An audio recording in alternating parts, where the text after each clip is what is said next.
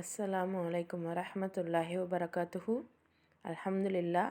இறைவனோட அருளால் சுரா யூனுஸை நம்ம தொடர்ந்து ஓதிட்டு வரோம். அல் குரானே இறைவனுடைய அருளால் நம்ம ஓதிட்டு வரோம். அது ஒவ்வொரு சூறாக்களாக நம்ம இப்போ பிரித்து பார்க்க ஆரம்பிச்சிருக்கோம். அதில் சூரா யூனுஸ் இதை நம்ம 30 ஆயத்துகள் வரைக்கும் கடந்து வந்திருக்கோம். இப்போ யூனுஸ் அப்படிங்கிறது ஒரு இறை தூதருடைய பெயர் அப்படிங்கிற வரைக்கும் நமக்கு தெரியும். யூனுஸ் அப்படிங்கிற அந்த இறைதூதர் சில சமுதாய அதாவது அவருடைய சமுதாய மக்களை நேர்வழிப்படுத்த முயற்சிக்கும்போது அவர்கள் முற்றிலுமாக அவரை ஏற்றுக்காமல் ரொம்ப போக்கு காமிப்பாங்க. அப்போது இறைவனுடைய கட்டளை வர்றதுக்கு முன்னாடியே இவர் என்ன பண்ணிடுவார், வெளிநடப்பு செஞ்சுருவார். அப்போது அவருக்கு ஒரு சின்ன தண்டனையாக ஒரு மீனின் வயிற்றுக்குள்ளே போயிட்டு அதன் பிறகு அவர் எந்த ஒரு பாவ மன்னிப்பு கேட்டு வெளியே வராரோ அதை கொண்டு அந்த வரலாறை நம்ம படிச்சிருப்போம் இல்லையா? ஸோ இதை பொறுத்த வரைக்கும் நம்ம எப்படி பார்க்குறதா இருந்துச்சுன்னா, ஒரு சமுதாயம் ஒரு இறைதூதர் எவ்வளோ பொறுமைசாலியாக இருப்பார், எவ்வளோ அயராது உழைக்கக்கூடியவராக இருப்பார். அவரே முடியாமல் அந்த ஊரை விட்டு போயிருக்காரு அப்படின்னா அப்போ எந்த மாதிரியான ஒரு சமுதாயமாக அந்த மக்கள் இருந்திருப்பாங்க, சிந்திச்சு பாருங்கள். அப்போது சூரா யூனுஸ் அப்படிங்கிற பேரை சொல்லி இறைவன் எந்தெந்த மாதிரியான பர்சனாலிட்டிஸை நமக்கு காமிக்கிறான் அப்படின்னு பார்க்கணும். ஏன்னா இந்த 30 ஆயத்துகள்லையுமே யா யுஹன்னாஸ் அப்படின்னு தான் இறைவன் பேசுகிறான். மனிதர்களே, நீங்கள் இப்படி இருக்கீங்க, அப்படி இருக்கீங்க, இதுக்கு இந்த கூலி தரப்போகிறேன், இதுதான் இறைவன் பேசிகிட்டே இருக்கான். அப்போது ஒரு கம்யூனிட்டி, ஒரு சொசைட்டி, ஒரு மனிதன் அவன் இண்டிவிஜுவலாகவும் சரி அல்லது ஒரு குரூப்பாகவோ இருந்தாலும் சரி, அவனுடைய தனிப்பட்ட வாழ்க்கை விவகாரமாக இருந்தாலும் சரி அல்லது அவன் ஒரு சமூக கட்டமைப்பாக இருக்கக்கூடிய அவனுடைய விவகாரமாக இருந்தாலும் சரி, அவனுக்கு இறைவன் என்னென்ன சட்டங்களை கொடுக்குறான் அப்படிங்கிறத இந்த சூரா யூனுஸ் பேசுது. அதை நம்ம ஓரளவு இப்போ புரிஞ்சுக்க முடியுது இந்த 30 ஆயத்து பார்த்த வரைக்கும். இப்போ இந்த 30வது ஆயத்தில் இறுதியாக, அதாவது கடைசியில் லாஸ்ட்டாக போன வெள்ளிக்கிழமை வரைக்கும் நம்ம பார்த்தோம் இல்லையா? அப்போ பார்க்கும்போது இந்த 30வது ஆயத்தில் அந்த நாளில் ஒவ்வொரு மனிதனும் தான் செய்த வினைகளுக்கு கூலிகளை அனுபவிப்பான். மேலும் தம்முடைய உண்மையான எஜமானனாகிய அல்லாஹ்விடம் அவர்கள் அனைவரும் திரும்ப கொண்டு வரப்படுவார்கள். அவர்கள் கற்பனை செய்து வந்த பொய் தெய்வங்கள் அனைத்தும் அவர்களை விட்டு காணாமல் போய்விடும். சமூகத்தை பற்றி தானே பேசுகிறான். நீங்கள் பொய்யான தெய்வங்களை கற்பனை பண்ணிக்கிட்டு இருக்கீங்க. கியாமத்தில் இறைவன்கிட்ட தான் நீங்கள் மீண்டு வருவீங்க. நீங்கள் செஞ்ச ஒவ்வொரு செயலுக்கும் கூலி வழங்கப்படுவீங்க. அப்போ நீங்கள் யாரெல்லாம் தெய்வமாக, யார் பேச்செல்லாம் கேட்டு நீங்கள் இங்கே வாழ்ந்தீங்களோ அவங்கெல்லாம் காணாமல் போயிடுவாங்க அப்படிங்கிற வரைக்கும் நம்ம லாஸ்ட்டாக பார்த்துருந்தோம். ஸோ இப்போ இந்த சூரா யூனுஸை மனிதனுடைய தனிப்பட்ட மற்றும் சமுதாய விஷயங்களை பற்றி இறைவன் பேசுகிறான் அப்படிங்கிற அந்த முனைப்போட வசனங்களை பாருங்கள், நிறைய விஷயங்கள் உங்களுக்கு புரிய வரும். இப்போது இன்றைக்கான வகுப்பில் இறைவன் வேறு என்னெல்லாம் சொல்கிறான் அப்படிங்கிறத பார்க்கலாம். அஊது பில்லாஹி மினஷ் ஷைத்தானிர் ரஜீம். பிஸ்மில்லாஹிர் ரஹ்மானிர் ரஹீம். ரப்பி ஜித்னி இல்மா. குல் அப்படின்னாலே கூறுவீராக. மன் யர்சுகுக்கும், ரிஸ்க்கு, ரஸக்கு, அப்புறம் யர்சுகுக்கும், இது எல்லாமே நமக்கான வாழ்வாதாரம், உணவளிக்கிறது அப்படிங்கிறத தாண்டி வாழ்வாதாரம். நான் இன்றைக்கி இங்கே இருக்கிறதுக்கு எனக்கு என்னெல்லாம் தேவையோ அதெல்லாம் தரது. இப்போ ஃபுட்டு மட்டும்தான் நமக்கு தேவையா அப்படின்னா அது ரொம்ப இம்பார்ட்டண்ட்டான ஒரு விஷயம். ஸோ அதனால் இங்கே உணவளிக்கிறார் அப்படின்னு போட்டிருக்கு. மற்றபடி உணவுங்கிறத பொதுவாக நம்ம எதுக்கு சொல்லுவோம், நம்ம வாழ்வாதாரத்தை தான் சொல்லுவோம். ஸோ வாழ்வாதாரம் அளிக்கிறார். மினஸ் சமாஇ, சமா அப்படின்னா வானம், அர்து வல் அருதி, அர்து அப்படின்னா பூமி, அம்மை எம் லிக்கு அப்படின்னா உரிமை கொள்வார். அந்த மலிக், மாலிக், எம்லிக் இது எல்லாமே உரிமை கொள்வார். இது வெறும் லிக் அப்படின்னு இருக்குது. அப்போது வந்து நார்மலாக யாரையோ பற்றி பேசுகிறாங்க. இதே அலிஃப்லாம் வந்து மலிக், மாலிக் அந்த மாதிரி அல் மலிக் அப்படி வந்துச்சுன்னா அது இறைவனை குறிக்கும்.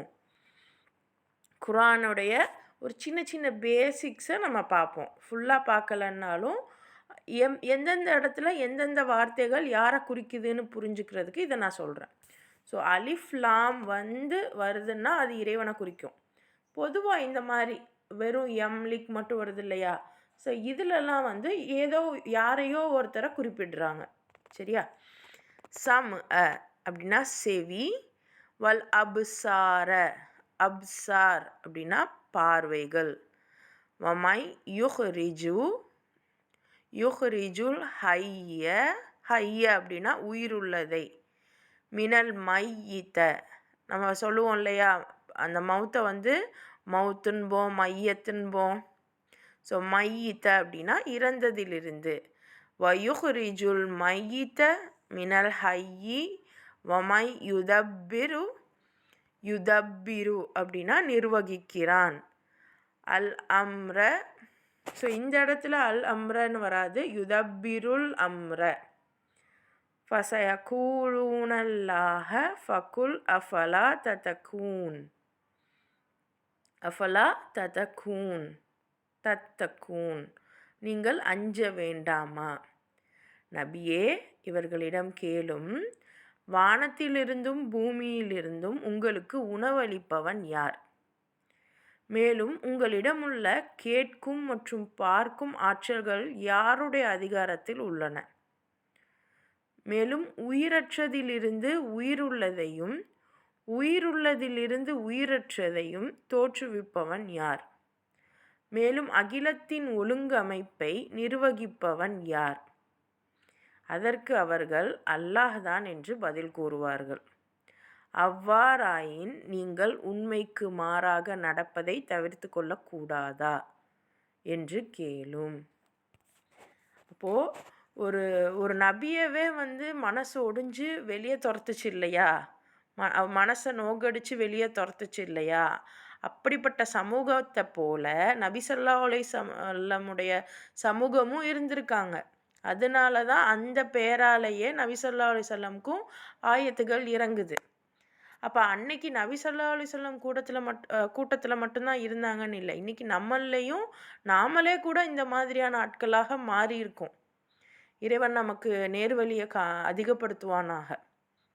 அப்போது இப்போ இந்த மக்கள்கிட்ட நம்ம கேட்க சொல்கிறான் இறைவன். பாருங்கள், நபியே இவங்கக்கிட்ட கேளுங்க, வானத்திலேருந்து பூமியிலேருந்தெல்லாம் உங்களுக்கு அந்த ஃபுட்டை யார் கொண்டு வரா? ஸோ இன்றைக்கி நம்ம வந்து வகை வகையாக சாப்பிட்றோம். இதில் வேற நம்ம சொல்லிக்கிறோம் நபி ஸல்லல்லாஹு அலைஹி வஸல்லமுக்கு இதெல்லாம் கிடைக்கல, நமக்கு கிடச்சிருக்கு அல்ஹம்துலில்லாஹ் அப்படி சொல்லி சாப்பிட்றோம். ஏன் நபி ஸல்லல்லாஹு அலைஹி வஸல்லமுக்கு அதெல்லாம் கிடைக்காமையா இருந்துச்சு? பட் அவங்க தவிர்த்துக்கிட்டாங்க. அவங்களுக்கு நிறைய வேலைகள் இருந்துச்சு. ஃபுட்டை விட ஏன் அவங்களுக்கு இருந்த மனைவிமார்கள் வகை வகையாக சமைச்சு கொடுக்க முடியாதா? மகள் இருந்தாங்க, ஏன் அவங்களுக்கு அந்தளவுக்கு வருமானம் எதுவும் இல்லாமல் எந்த வேலையும் செய்யாமல் இருந்தாங்களா? அப்படிலாம் இல்லை. அப்போது நபி ஸல்லல்லாஹு அலைஹி வஸல்லம் வந்து அந்த உணவுகளை அவங்க சுருக்கிக்கிட்டாங்க. எனக்கு வேலை அதிகம் இருக்குது. இப்போ யோசிச்சு பாருங்கள், நீங்கள் ஒரு வேலையாக போகிறீங்க அப்படின்னா சாப்பிட்டு போவீங்களா, சாப்பிடாம போவீங்களா? அப்போது அவருடைய வேலை அந்த அளவுக்கு அவர் அதிகமாக இருந்துச்சு. அவர் அவ்வளோ ஓடிட்டே இருந்தார்.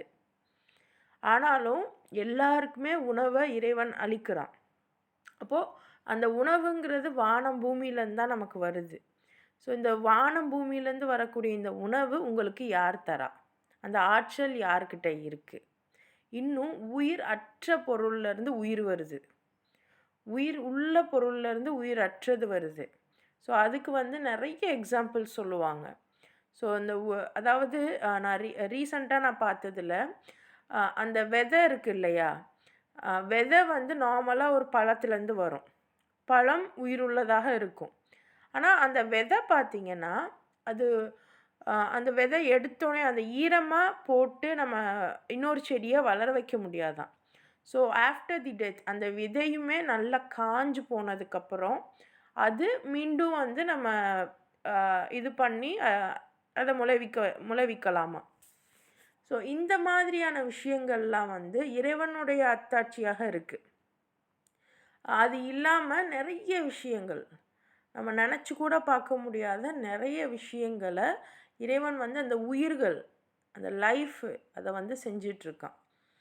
அப்போது இந்த மாதிரியான ஒழுங்கமைப்பு இன்னொன்று இந்த பிரபஞ்சம், இந்த பிரபஞ்சத்தோடைய ஒழுங்கமைப்பு சூரியனில் ஈஸ்டில் தான் வருது, மேற்கில் தான் மறையுது, சந்திரன் இந்தந்த இதில் தான் சுழலுது, பூமி இந்த ஸ்பீடில் தான் சுழலுது, கரெக்டாக ஒவ்வொன்றுமே. அதை விடுங்க, அது கூட வந்து பிரபஞ்சம் உங்கள் உடல் கரெக்டாக மூச்சு இழுத்து மூச்சை வாங்கி விடுறீங்க, அதை உங்களோட ப்ரீத்திங் சிஸ்டம் கரெக்டாக இருக்குது, உங்களுடைய இரத்த ஓட்டம் கரெக்டாக இருக்குது, நம்ம உடல்லேருந்து வெளியே வரைக்கும் பாருங்கள். அப்போ இதோட ஒழுங்கமைப்புலாம் யார் பண்ணா? அப்போ யாரை கேட்டாலும் அவங்க என்ன சொல்லுவாங்க? அல்லாஹன்னு தான் சொல்ல போகிறாங்க. அல்லாஹ் அப்படிங்கிறது இது வந்து நீங்கள் வந்து அரபியாக எடுத்தீங்கன்னா அல்லாஹ், அல்லது யார் யாருக்கு என்னென்ன மொழி தெரியுமோ அந்தந்த மொழியில் இறைவனை சொல்லுவாங்க. அதாவது இது வந்து ஆமாம் எல்லாத்தையும் ஒருவன் கண்ட்ரோலில் தான் இருக்குது அப்படின்னு சொல்லுவாங்க. இறைவன், இயற்கை, அப்படி ஏதோ அவங்களுக்கு தோன்ற மாதிரி சொல்லுவாங்க. அப்படின்னா நீங்கள் உண்மைக்கு மாறாக நடப்பதை தவிர்த்து கொள்ளக்கூடாதா அப்படின்னு கேட்க சொல்கிறான். அப்போது ஒருத்தன் தானே இதெல்லாம் பண்ணியிருக்கான். உங்களுக்கு உணவுலேருந்து, உங்களோட வாழ்வாதாரத்துலேருந்து, உங்களுடைய என்விரான்மெண்ட் வரைக்கும் எல்லாமே இறைவன் ஒருத்தன் தான். அப்போ இது தெரிஞ்சிருந்தும், ஆனால் நான் என் லைஃப் ஸ்டைலுக்கு மட்டும் வேறு சட்டங்களில் தான் நான் ஃபாலோ பண்ணுவேன். ஆமாம், எனக்கு ஃபுட்டு தர்றது, எனக்கு ஷெல்டர் தர்றது, என்னோடய என்விரான்மெண்ட், இந்த இயற்கையான விஷயங்கள் எல்லாமே எனக்கு தந்துக்கிட்டே தான் இருக்குது. இருந்தாலும் என் வாழ்க்கை முறை, நான் எப்படி நடக்கணும், நான் எப்படி என் குடும்பத்தை ரன் பண்ணணும், நான் எப்படி சம்பாதிக்கணும், இதை மட்டும் வேறொருத்தவங்க சொல்கிறத நான் கேட்பேன் அப்படின்னு சொன்னால் இது எவ்வளோ ஒரு அபத்தமான விஷயம். அதைத்தான் எல்லாம் கேட்குறான். இதெல்லாம் உங்களுக்கு தெரியுதே, நான் தான் எல்லாம் படைச்சேன்னு, அப்போ நான் சொல்கிற மாதிரி நீங்கள் நடக்கிறது உங்களுக்கு என்ன பிரச்சனை அப்படின்னு இறைவன் கேட்குறான். இது நம்ம சிந்திக்கணும். இன்றைக்கி நம்ம செய்யக்கூடிய ஒவ்வொரு விஷயமும், நம்மளுடைய எண்ணங்கள் ஒன்றொன்றும் யார் சொல்லி நமக்கு இது வருது? இது இறைவனுக்காக இறைவன் சொல்லி நம்ம செய்கிறோமா, இல்லை எங்கள் அம்மாக்காக செய்கிறேன்னா, எங்கள் அத்தாக்காக செய்கிறேன்னா, என் கணவன், என் மனைவி, என்னுடைய குழந்தைகளுக்காக நான் செய்கிறேன்னா? இதை நம்ம தான் சிந்திச்சு பார்க்கணும். இதைத்தான் அல்லாஹ் கேள்வியும் கேட்குறான். அடுத்து பாருங்க, ஃபதாலிக்குமுல்லாஹு ரப்புக்குமுல் ஹக். ரப்புக்கும் உங்கள் இறைவன், ஹக் உண்மையானவன், ஃபமா பஅதல் ஹக்கி இல்ல ஸலாலு ஃபஅன்னா துஸ்ரஃபூன்.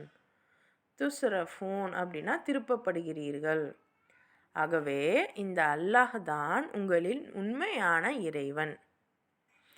இந்த உண்மையை கைவிட்ட பிறகு வழிகேட்டை தவிர வேறு என்ன எஞ்சி இருக்கும்? நீங்கள் எங்கு திருப்பப்படுகிறீர்கள்? அப்போது இவ்வளோ விஷயமும் கொடுத்த இவன் தான் உண்மையான இறைவன். அப்போது இந்த ஒரு சக்தி என்ன சொல்லுதோ, இறைவன் என்ன சொல்கிறானோ, அல்லாஹ் என்ன சொல்கிறானோ, அதுபடி தான் என்னுடைய வாழ்க்கை முறையை நான் அமைக்கணும். அப்போது இப்போ தெரியுதா நபிமார்கள் எதுக்கு வந்திருக்காங்க? அல்லாஹ் சொன்ன மாதிரி நீ உன் வாழ்க்கை முறையை அமைச்சிக்கிறதுக்கு. ஆனால் நம்ம என்ன நினச்சிக்கிறோம்? தொழுகவும் குரான் ஓதி தரவும் இதுக்கு தான் நபிமார்கள் வந்தாங்கன்னு நம்ம நினச்சிக்கிறோம். இதில் வேற நம்ம வந்து பெருமை அடிச்சுக்கிறோம், நான் ஒரு முஸ்லீம் அப்படின்னு. ஆனால் அது அப்படி கிடையாது. இறைவன் சொன்ன மாதிரி நம்ம வாழ்கிறோமா, அப்போ தான் நம்ம முஸ்லீம்னு நம்ம சொல்லிக்கிறலாம். இப்போ வந்து மதம், நீங்கள் முஸ்லீம் அம்மாவுக்கு பிறந்துட்டீங்கன்றதுனாலாம் நம்ம வந்து முஸ்லீம் ஆகிட முடியாது. அப்போது அல்லாஹ் தான் உண்மையான இறைவன் அப்படிங்கிறத இறைவன் இங்கே சுட்டி காமிக்கிறான். யார் வந்து இந்த உண்மையை விட்டுட்டு வழிகேட்ட கையில் எடுக்கிறாங்களோ உங்களுக்கு என்ன சொல்கிறது, வேறு போக்கிடமே இருக்காது, வேறு எதுவுமே எஞ்சி இருக்காது. நீங்கள் வந்து எங்கே திரும்பி போகிறீங்க அப்படின்னு இறைவன் கேட்குறான். இன்னைக்கு நம்மளுடைய சகோதரர்கள்லாம் என்ன பண்ணுறாங்க?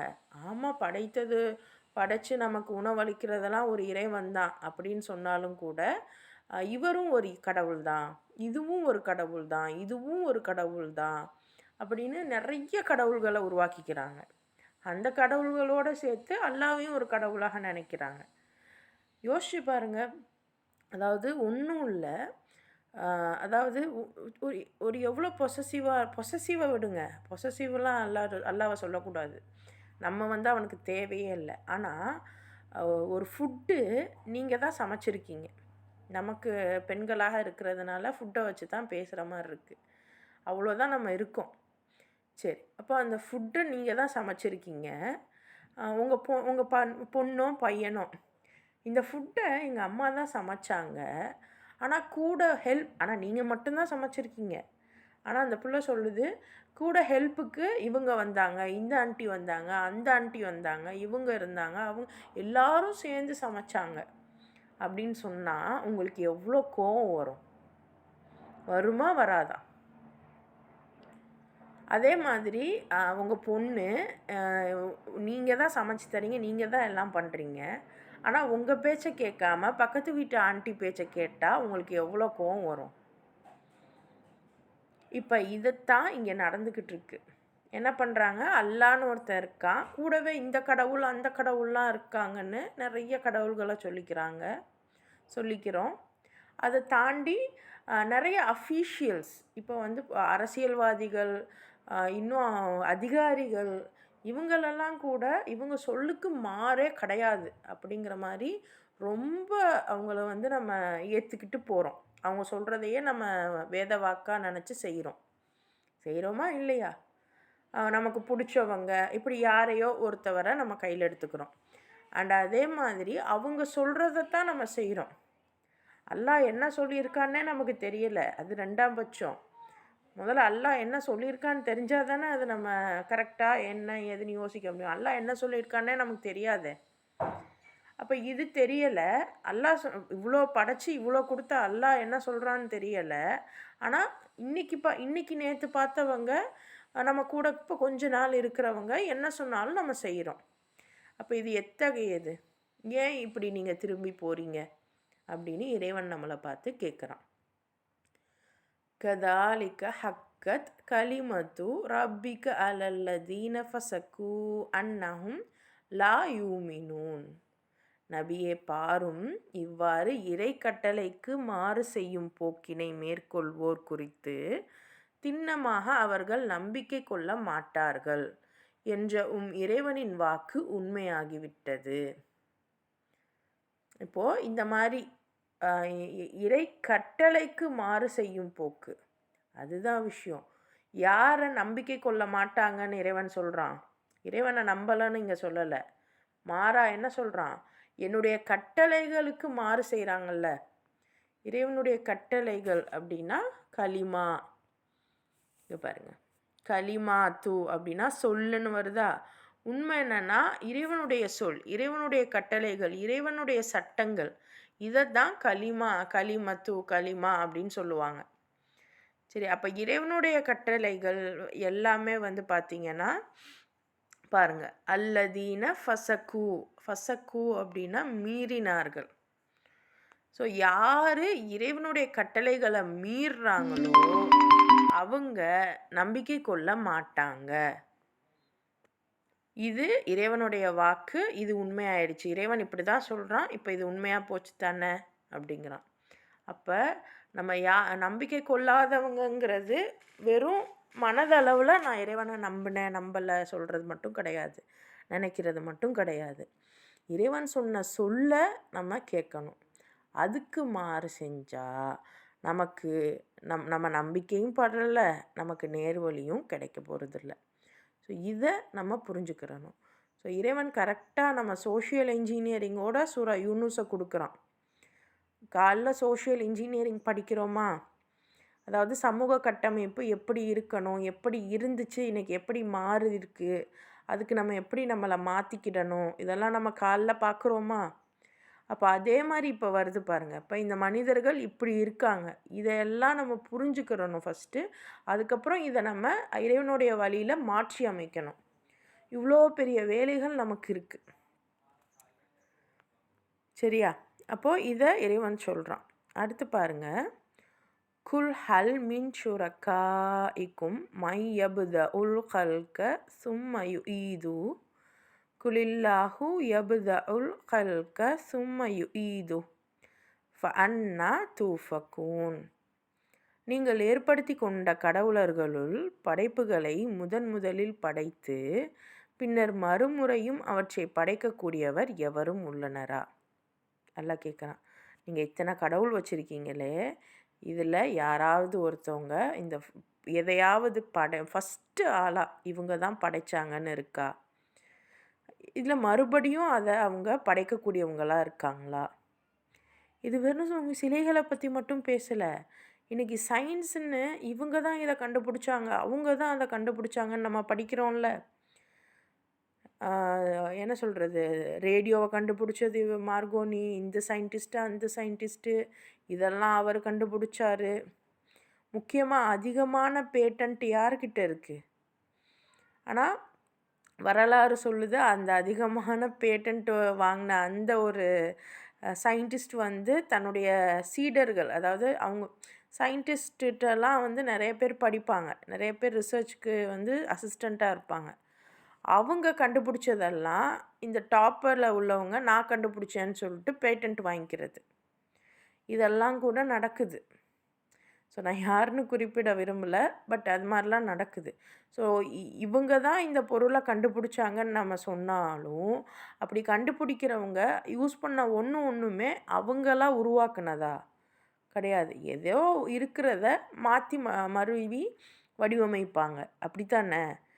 புதுசாக யாரும் எதையும் உருவாக்கலை. அப்படி இருக்கும்போது இத்தனை விஷயங்கள், இதை இவர் கண்டுபிடிச்சாரு, அதை அவர் கண்டுபிடிச்சாரு, இந்த மதத்தை இவர் கண்டுபிடிச்சாரு, இந்த சட்டங்களை இவர் எழுதினார். எத்தனை நாடுகள், ஒவ்வொரு நாட்டுக்கும் என்னென்ன சட்டம், யார் எழுதின சட்டம், அதெல்லாம் யார் படைச்சு, யார் வாழ்வாதாரத்தை கொடுத்து, யாருடைய பேச்சை கேட்டு நம்ம இருக்கோம். சிந்திச்சு பாருங்கள்.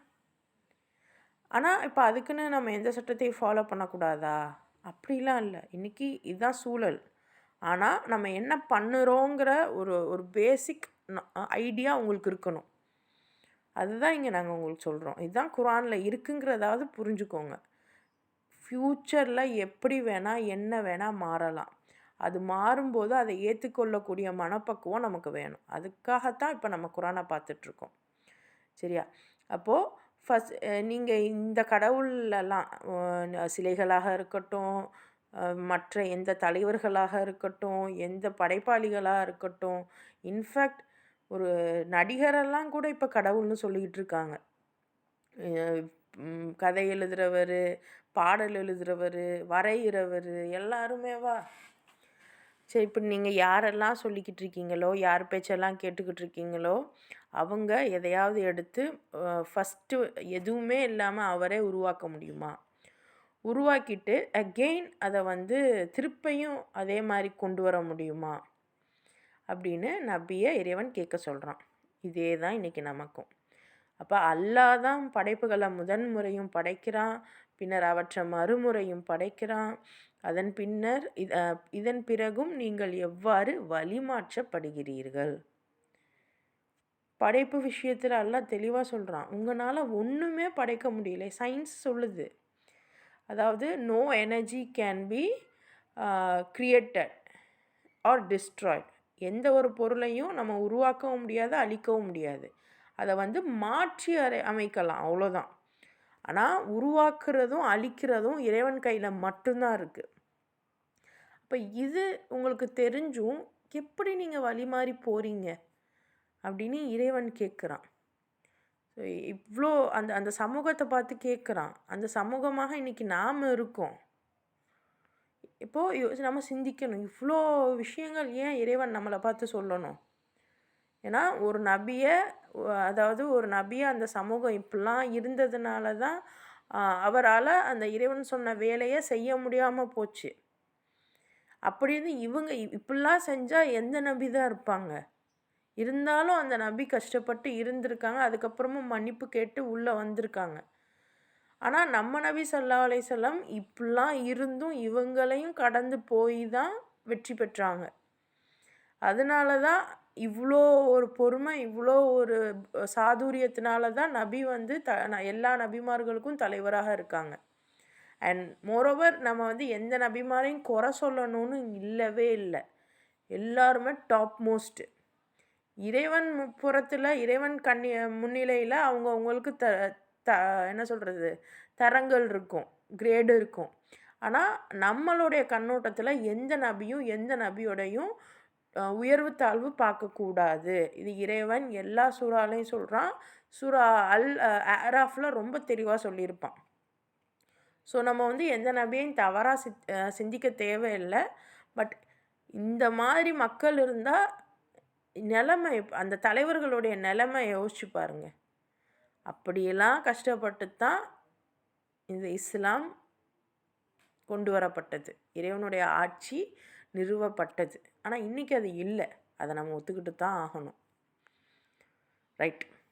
அடுத்து, குல் ஹல் மின் ஷுரக்காஇக்கும் மை யஹதி இலல் ஹக் குலில்லாஹு யஹதி லில் ஹக் அஃபமை யஹதி இலல் ஹக்கி அஹக்கு ஐ யுத்தப அம்மல் லா யஹித்தி இல்லா ஐ யுஹுதா ஃபமாலக்கும் கைஃப தஹ்குமூன். நபியே, இவர்களிடம் நீர் கேளும், உங்களால் உருவாக்கப்பட்ட கடவுளர்களில் சத்தியத்தின் பக்கம் வழிகாட்டக்கூடியவர் எவரேனும் உண்டா? இப்போ நீங்கள் கேளுங்க, நீங்கள் இத்தனை கடவுள் வச்சுருக்கீங்களே, உங்களை சரியான பாதையில் வழிகாட்டக்கூடியவங்க யாராவது இருக்காங்களா? இது சரி அப்படின்னு காமிக்கிறவங்க யாரும் வந்து தன்னை கடவுளாக எடுத்துக்க விட மாட்டாங்க, கடவுளாக காமிக்கவும் மாட்டாங்க. அது வந்து ஒரு சொல்லுவாங்கள்ல தலைவன் அப்படின்னு, தலைவன்னு சொல்கிறோம். யாரும் என்னைய கடவுளாக நான் சொல்கிறத மட்டும்தான் நீங்கள் செய்யணும் அப்படி சொன்னால் அது தலைவன் கிடையாது. அது நீங்கள் கடவுளாக அவங்கள கொண்டு வரீங்கன்னு அர்த்தம். நான் உனக்கு கைட் பண்ணுறேன், நீ போகிறது போ அப்படின்னு காமிக்கிறது தான் உண்மையான தலைவன். ஸோ இந்த மாதிரி அப்போது நம்ம உங்கள் வீட்டு பிள்ளைங்களுக்கும் நீங்கள் வந்து சொல்கிறீங்க, நான் சொல்கிறேன்ல, எனக்கு தெரியாதது அவனுக்கு தெரிய போகுது, இப்படி பண்ணு, நீங்கள் நல்லதே சொன்னாலும் அந்த இடத்துல அந்த பிள்ளைக்கு கடவுளாக நீங்கள் இருக்க விருப்பப்படுறீங்கன்னு அர்த்தம். அப்போது விஷயம் என்னென்னா, நீங்கள் கடவுளாலாம் இருக்கக்கூடாது, தலைவனாக மேபி இருக்கலாம். அப்படின்னா தலைவன் அப்படின்ற இதில் எது நல்லது எது கெட்டதுங்கிறது புரிய வச்சு நீ பாதையை தேர்ந்தெடு. பாதையை தேர்ந்தெடுக்கக்கூடிய பக்குவத்தை அந்த குழந்தைங்களுக்கு நீங்கள் ஏற்படுத்தணும். அதுதான் உங்கள் டியூட்டி. அதை விட்டுட்டு அந்த குழந்தைங்களுக்கு நம்ம கடவுளாக ஆயிடக்கூடாது. ஸோ ஒவ்வொரு முறையும் குழந்தைங்களுக்கு நீங்கள் வந்து அறிவுரை கூறும்போது இதை தெளிவுபடுத்திக்கோங்க. இந்த பிள்ளைக்கு நம்ம கடவுளாக இருக்க நினைக்கிறோமா இல்லை தலைவனாக இருக்க நினைக்கிறோமான்னு கொஞ்சம் சிந்திங்க. அப்போ எந்த கடவுள் வந்து உங்களுக்கு சத்தியத்தின் பக்கம் வழிகாட்டுது? அல்லாஹ் தான் வழிகாட்டுறான். அப்போது ஆகவே சத்தியத்தின் பக்கம் வழிகாட்டுபவன் பின்பற்ற தகுந்தவனா அல்லது பிறர் வழிகாட்டுதலின்றி தானாக நேர்வழியை பெற முடியாதவன் பின்பற்ற தகுந்தவனா? உங்களுக்கு என்ன நேர்ந்து விட்டது? நீங்கள் எப்படியெல்லாம் தவறான முடிவுகளை எடுக்கிறீர்கள்? அப்போது நீங்கள் யாரை ஃபாலோ பண்ணணும்? அல்லாஹ் சொல்கிறான், நான் உங்களுக்கு நல்வழி காமிக்கிறேன் அப்படின்னு சொல்லி தான் இந்த வசனங்களை கொடுக்குறான். இந்த இவ்வளோ பெரிய புக்கு நம்ம சின்ன சின்ன ஒரு ஏடு கண்டுபிடிச்சாவே அதை வச்சு அவ்வளோ ஆராய்ச்சி பண்ணி அவ்வளோ புத்தகம் எழுதுகிறாங்க, அவ்வளோ இது இருக்குது, அவ்வளோ படிக்கிறதுக்கு இருக்குது. ஆனால் இவ்வளோ பெரிய குரானை வச்சு எத்தனை விஷயங்கள் கொண்டு வந்திருக்கணும். ஆனால் நம்ம என்ன பண்ணியிருக்கோம்? குரானை மனனம் செய்யவும் குரானை அழகான முறையில் ஓதவும் தான் நம்மளுடைய ஒட்டுமொத்த லைஃபையுமே கொடுத்துருக்கோம். அதுவும் சிலராவது அதாவது பண்ணாங்க, அட்லீஸ்ட் அதை மனனம் செஞ்சு அதை ஓதணும் அழகான முறையில்னு. ஆனால் பலர் நம்ம என்ன பண்ணுறோம், அதை ஓதக்கூட மாட்டோம். அப்புறம் எப்போ அது புரிஞ்சு அப்புறம் எப்படி அதைப்படி நம்ம நடந்து அதைத்தான் அல்லாஹ் கேட்குறான். நான் தான் இறைவன் தான் உங்களுக்கு அந்த உண்மையின் பக்கம் வழிகாட்டக்கூடியவனாக இருக்கான். அப்போ இறைவனை ஃபாலோ பண்ணுறது உங்களுக்கு நல்லதா? இல்லை எந்த ஒரு வழிகாட்டுதலும் இல்லாமல் ஒருத்தனால் நேர்வழி பெறவே முடியாது. இன்ஃபேக்ட் யாரையெல்லாம் நீங்கள் தலைவர்களாக சொல்கிறீங்களோ, இந்த வரலாறு தலைவர்களாக சொல்லுதோ, அவங்களுக்கே ஒரு இன்ஸ்பைரர் இருப்பாங்க. இப்போ நமக்கு தெரிஞ்ச இந்த காந்தி, ஜவஹர்லால் நேரு இதெல்லாம் சொல்கிறோம்ல. இன்னும் சொல்லப்போனால் பெரியார் அதெல்லாம் சொல்கிறோம்ல. ஆனால் அவங்களே டைரெக்டாலாம் ஒன்றும் குதிச்சிடல. அவங்களுக்கே யாரோ ஒருத்தவங்க விஷயங்கள் சொல்லி கொடுத்துருப்பாங்க. சரியா? அவங்களே கைடன்ஸோடு தான் வந்திருப்பாங்க. அவங்களுக்கு வேறு யாரோ கைட் பண்ணியிருப்பாங்க. ஆனால் இறைவன் அப்படி கிடையாது. இறைவனுடைய தூதர்கள் அப்படி கிடையாது. டைரெக்டாக இறைவன்கிட்டேருந்து வரக்கூடிய விஷயங்கள் தான் நமக்கு சொல்லித்தராங்க. அப்போது அதை பார்க்காம இதை ஏன் நீங்கள் பார்க்குறீங்க? இன்னும் ஒரு படி மேலே போய் குரான் இருக்குது. குரானை நம்ம ஓதி பார்க்கல, குரானை நம்ம புரிஞ்சுக்க முயற்சி செய்யலை. ஆனால் பல புக்ஸு பலர் எழுதின நம்ம ஆலிம்கள் எழுதின புக்கு தான், அதை நான் மறுக்கலை. பட் பல புக்குங்களை எடுத்து நம்ம படித்து பார்க்குறோம். இதுலேயும் என்னென்னமோ சொல்கிறாங்கம்மா, நிறைய துவாக்கள் கொண்ட ஒரு புக்கு என்னென்னமோ. அப்போ இவங்க சொன்னாங்க, அவங்க சொன்னாங்க, இவங்க புக்கு அவங்க புக்குன்னு பார்க்குறோமே ஒழிய குரானை நம்ம கையில் எடுக்கவே மாட்டோம். அப்படி எடுத்தாலும் என்ன கேட்குறாங்க, குரானை கையில் எடுக்கிற அளவுக்கு உங்களுக்கு தகுதி இருக்கா? உங்களுக்கு என்ன தகுதி இருக்குன்னு கேட்குறாங்க. இறைவன் பாதுகாப்பானாக. குரான் எடுக்கிறதுக்கு தகுதியெலாம் வேணாம், எனக்கு நேர்வழி வேணுன்ற ஒரு நியத்து போதும். அப்போது யாரை நீங்கள் ஃபாலோ பண்ணுறீங்க? சிந்திச்சு பார்க்க மாட்டிங்களா? ஏன் இப்படி தவறான முடிவுகளை எடுக்கிறீங்க அப்படின்னு இறைவன் கேட்குறான். வமா யத்தபியு அக்ஸருஹும் இல்ல ஸவன்ன இன்ன ஸவன்ன லா யுக்னி மினல் ஹக்கி ஷைஆ இன்னல்லாஹ அலீமும் பிமா யஃப்அலூன். உண்மையில் அவர்களில் பெரும்பாலோர் ஊகத்தை தான் பின்பற்றி சென்று கொண்டிருக்கிறார்கள். ஊகம்னா அப்படியே ஃப்ளூட்டில் தோணும்ல, அப்படி தோன்றதை தான் ஃபாலோ பண்ணி போய்கிட்டு இருக்காங்க. ஆனால் ஊகமோ சத்தியத்தின் தேவையை சற்றும் நிறைவேற்றாது. உங்களுடைய அந்த யூகம் எல்லாம் இதுவேளை எப்படி இருக்குமோ அப்படி இருக்குமோ, இது எல்லாம் உண்மையை ஒருபோதும் ஃபுல்ஃபில் பண்ணாது. இவங்க செய்பவை எல்லாம் அல்லாஹ் நன்கறிந்தவனாக இருக்கிறான். அப்போது லைஃப்பில் நம்ம இது செஞ்சால் வெற்றி அடையலாமோ, படித்தா நல்ல நிலைமைக்கு வரலாமோ, வேலைக்கு போனால் நல்ல நிலைமைக்கு வரலாமோ, இந்த படிப்பு வருமோ அந்த படிப்பு வருமோ, இந்த வேலை அந்த வேலை, இதையே சிந்திப்போமே ஒழிய அல்லாஹ் என்ன சொல்லியிருக்கான், அல்லாஹ்க்காக நம்ம என்ன செஞ்சுருக்கோம், அல்லாஹ்வுடைய வழியில் ஏதாவது பண்ணோமா? தாவா மட்டும் இல்லை, அதாவது ஒருத்தவங்கள்ட்ட போயிட்டு நீங்கள் தொழுவுங்க, ஓதுங்க, கலிமா சொல்லி முஸ்லீம் ஆயிருங்க அப்படி சொல்கிறது இல்லை. அல்லாஹ் நேர்மையாக இருக்க சொல்கிறான், சமூகத்தோடு ஒன்றி வாழ சொல்கிறான், குடும்பத்தோடு ஒன்றா வாழ சொல்கிறான், ஒழுக்கமாக இருக்க சொல்கிறான். இதையெல்லாம் நம்ம செஞ்சோமா? வட்டி இல்லாமல் இருக்க சொல்கிறான், வட்டி கொடுக்காதீங்க வாங்காதீங்க, கடனை கரெக்டாக கொடுங்க வாங்குங்க, சரியான முறையில் வியாபாரம் பண்ணுங்க, எல்லாரும் நல்லபடியாக இருங்க, ஒழுங்காக உழைங்க, அந்த உழைச்சதில் ஜக்காத்து கொடுங்க, ஜக்காத்து கொடுத்து இன்னொருத்தவங்களையும் அவங்க வாழ்க்கையை மேம்படுத்துங்க. இந்த மாதிரி இறைவன் கட்டளையிடுறான். அப்போது இதையெல்லாம் நம்ம செய்கிறோமா? இது இல்லாமல் நம்ம என்ன நினைக்கிறோம், கோல் செட் பண்ணணும், அது பண்ணணும், இது பண்ணணும், இது பண்ணால் எனக்கு இது கிடைக்கும், அது பண்ணால் அது கிடைக்கும் அப்படின்னு நம்மளாக ஒரு யூகத்தை போட்டு போகிறோம். ஆனால் எது எப்போ எப்படி நடக்கும் அப்படிங்கிறத இறைவன் நன்கறிந்தவனாக இருக்கிறான் அப்படின்னு இறைவன் இங்கே குறிப்பிட்றான்.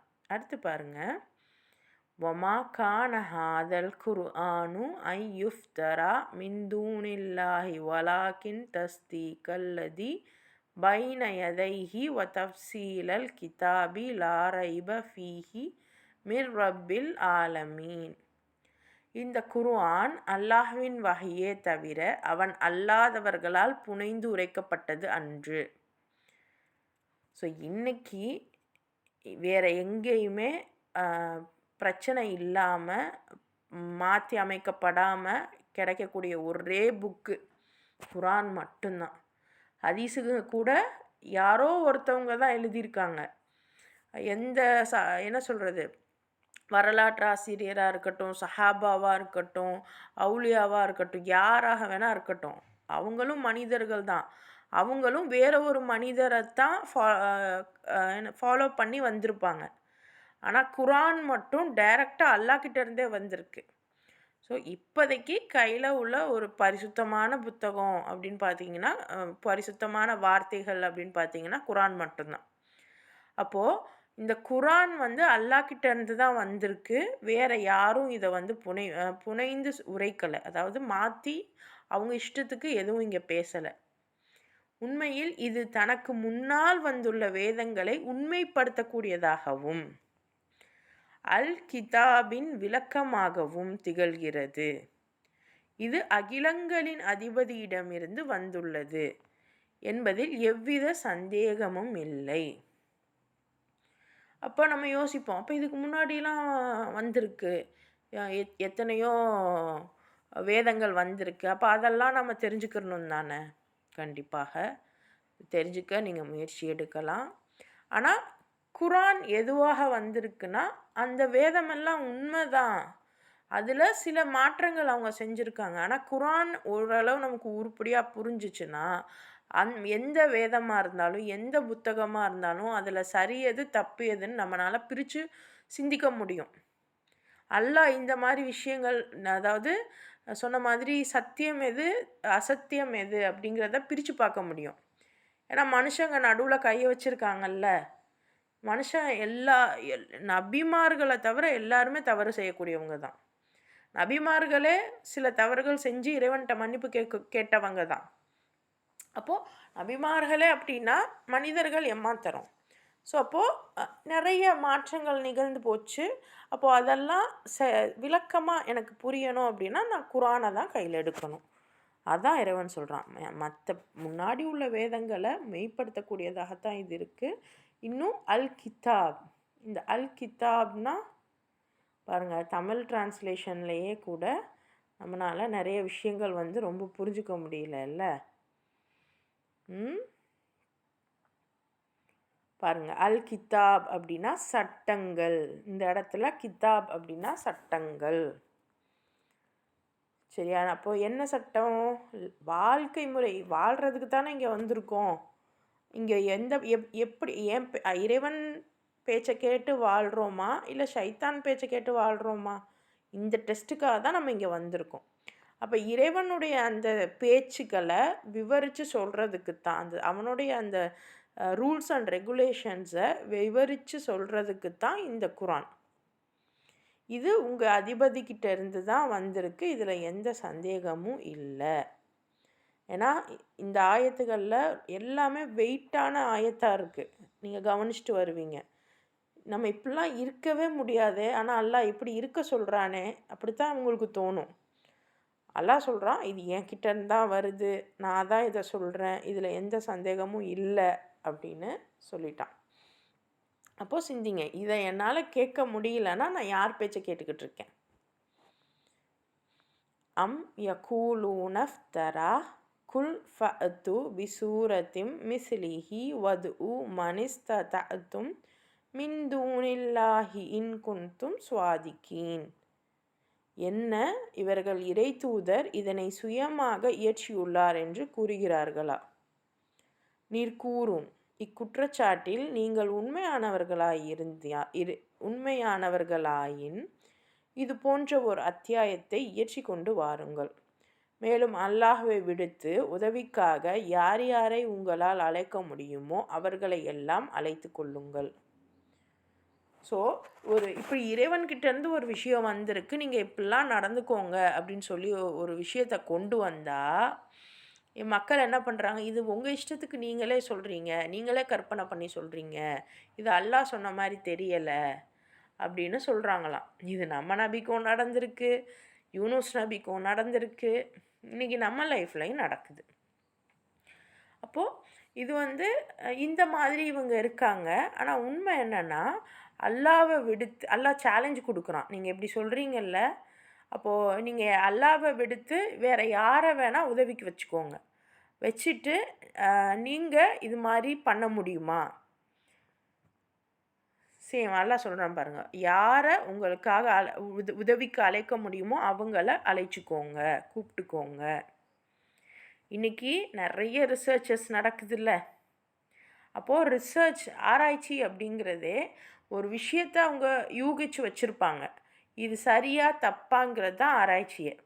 அல்லாஹ் சொல்கிறான் ஆராய்ச்சி பண்ணுங்கன்னு தான் சொல்கிறான். நீங்கள் கண்மூடித்தனமாக எல்லாத்தையும் நம்புங்கன்னு நீங்கள் சொல்லலை. ஆராய்ச்சி பண்ணி பாருங்கள்.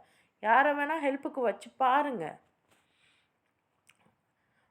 ஆனால் எதுக்காக ஆராய்ச்சி வைக்கணும்? இங்கே என்ன சொல்கிறான்? அல்லாஹ் இல்லாமல் வேறு யாரோ சொன்ன வார்த்தைகள் அப்படின்னு குரான் சொல்கிறாங்க. அப்படின்னு மட்டும் இல்லை, குரானையே ஆராய்ச்சி செய்யுங்கன்னு சொல்லும்போது மற்ற புத்தகங்களை வச்சுட்டு இதுதான் சரின்னு நம்ம நிற்கக்கூடாது. குரானை ஆராய்ச்சி செஞ்சால் நமக்கு தெளிவாக புரிஞ்சிடும்.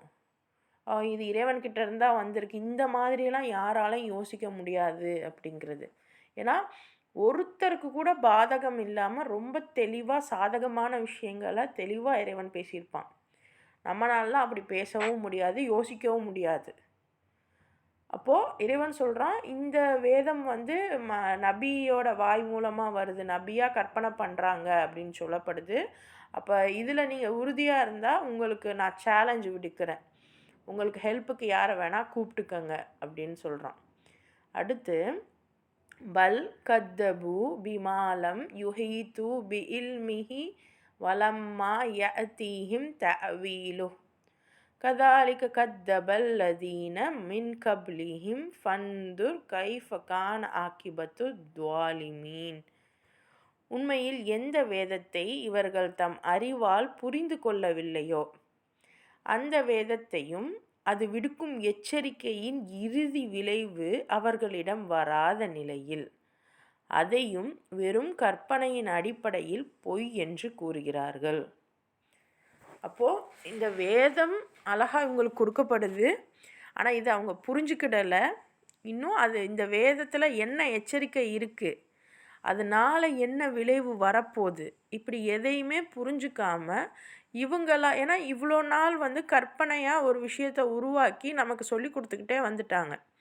அப்போது இதை நான் நம்பிட்டு குரானை பொய்ன்னு சொல்கிறாங்க. இப்படி இவங்களுக்கு முன் சென்று போன மக்களும் பொய் என்று கூறி வந்தனர். எனவே அந்த அக்கிரமக்காரர்களின் முடிவு என்னாயிற்று என்பதை பாருங்கள்.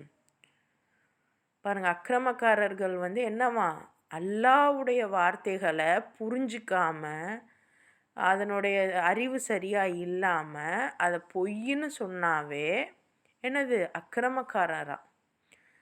ஆனால் நம்ம என்ன பண்ணுறோம், தெளிவாக ஒரு விஷயம், தெளிவாக ரொம்ப ரொம்ப தெளிவாக இது நம்ம செய்யவே கூடாது அப்படின்னு தெரிஞ்ச ஒரு விஷயத்த அசால்ட்டாக செய்கிறோம்.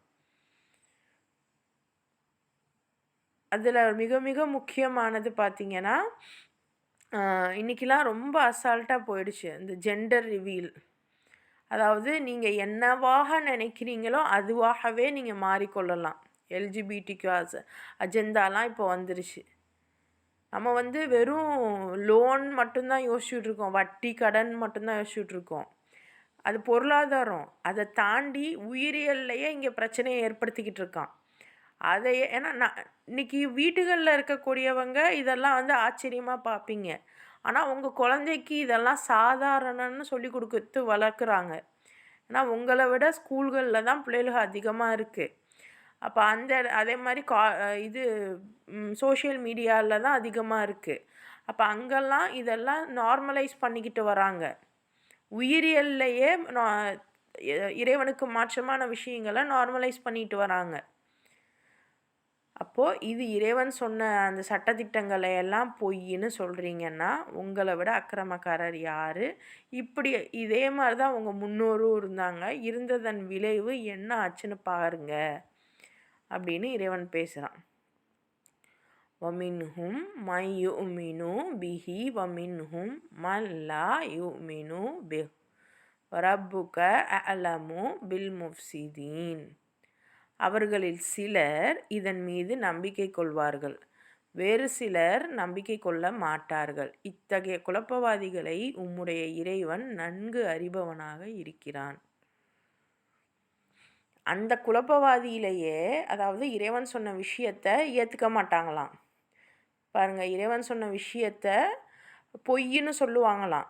ஸோ இந்த அக்கிரமக்காரர்களில் சிலர் என்ன பண்ணுவாங்களாம், சரி பொய்யாவே இருந்தாலும் ஒரு கட்டத்துக்கு மேலே நபியை நம்புவாங்க.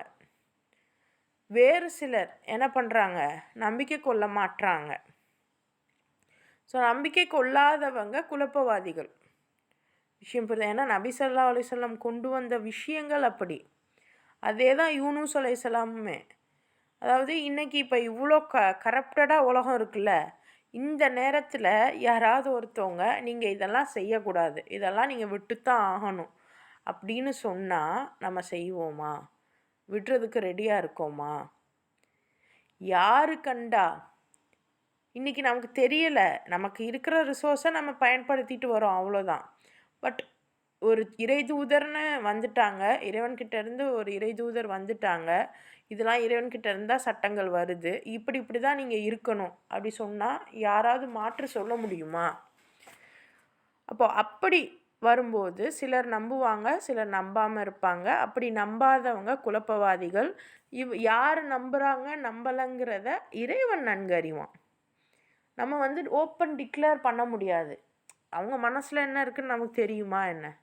இல்லை நம்ம நயவஞ்சகம், இப்போ நீங்கள் சொல்கிறீங்க அதனால் நான் சரி நான் வட்டி வாங்கலை அப்படின்னு நீங்கள் சொல்லிட்டா கூட உங்கள் மனசில் திட்டக்கூடியவர்களாக இருப்பீங்க. சிலர் அப்படி இருப்பாங்க. என்ன இவங்களுக்கு தான் எல்லாம் தெரியுமா, இவ்வளோ பேசுகிறாங்க, இது செய்யணும் அது செய்யக்கூடாதுன்னு. குரானில் நம்ம எதுவுமே பேசலை, குரானில் இருக்கிறத ஓதி காமிக்கிறோம், அவ்வளோதான். ஸோ அந்த மாதிரி இருக்கிறதே உங்களுக்கு பிடிக்குதா பிடிக்கலையா, ஏற்றுக்கிறீங்களா ஏற்றுக்கலையான்றது நீங்கள் சொல்கிறத வச்சோ நான் சொல்கிறேன். இப்போ நானுமே இதை ஓதுறேனே, அப்போ இதே மாதிரி நான் இருக்கேனா அப்படிங்கிறது எனக்கும் தெரியாது, உங்களுக்கும் தெரியாது. ஆனால் இறைவனுக்கு நல்லா தெரியும் எந்த மாதிரியான கேட்டகரியில் நம்ம இருக்கோன்னு. ஸோ அதை இறைவன் இங்கே சுட்டி காமிக்கிறான். ஸோ இப்படி மனிதர்களுடைய நிலை, மக்களுடைய நிலையை பற்றி இறைவன் பேசுகிறான். மீதி வசனங்களை இன்ஷா அல்லாஹ் நாளைக்கு பார்க்கலாம்.